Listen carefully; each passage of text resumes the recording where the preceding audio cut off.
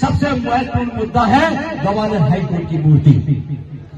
ये वही लोग हैं जो बाबा साहब के विचारों को ग्वालियर हाईकोर्ट में स्थापित करना नहीं देना चाहते।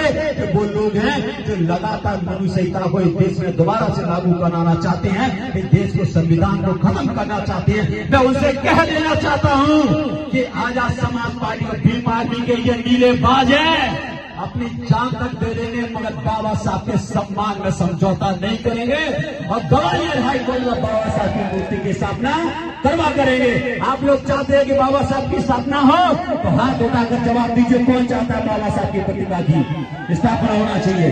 बिल्कुल।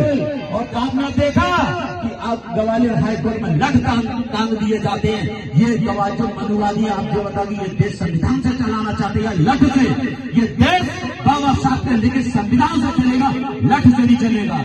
मैंने जब विरोध किया मेरे ऊपर हमला किया जाता है, वो आए दिन मेरे ऊपर कई जान के धमकी दी जाती है, कहीं कुछ किया जाता है, कि ललकारा जाता है। मैं उनसे कह देना चाहता हूं कि शुरुआत तो मैंने वकीलों के साथ की थी, मगर अब इस मूवमेंट को चलाने का काम आजाद समाज पार्टी भीम आर्मी के नीले बात कर रहे हैं। जब मैं वहां मूर्ति लेकर बैठा था तो हमारे आदर्श नेता चंद्रशेखर आजाद जी ने ट्वीट किया कि जाओ बाबा साहब के सम्मान में वहां जाके लड़ाई लड़ो।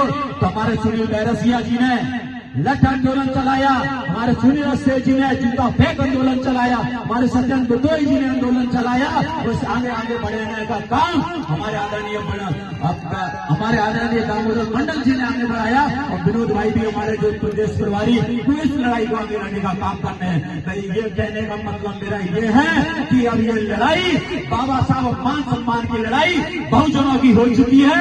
ये आजाद समाज पार्टी के एक एक कार्यकर्ता मनुवादियों पे भारी है, हजारों की संख्या में भारी है। बस यही अपनी बात खत्म करता हूं।